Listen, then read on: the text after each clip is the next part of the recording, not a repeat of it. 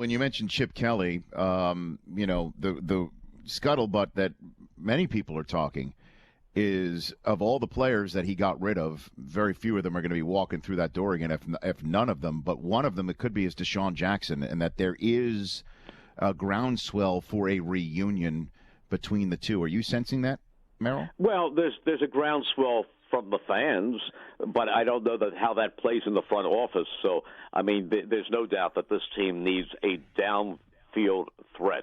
They need somebody who really creates a lot of separation, and he would certainly fill that bill. But whether they're going to go after a 30-something free agent at that position and try to revisit history with DeSean, that remains to be seen. I think there are times that we hunger to see anybody, break 5 yards ahead of a defensive back downfield.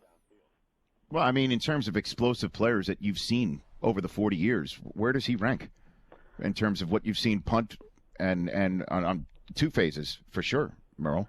Well, I would put Darren Sproles ahead of him as a punt returner, even though he had the single most impacting punt return I've ever seen on December 19th, 2010, that crazy turnaround game at the Meadowlands against the Giants where he turned out the lights of the scoreboard by finishing with the last gasp punt return to win it. But overall, I think Darren Sproles is the best punt returner this team has ever had.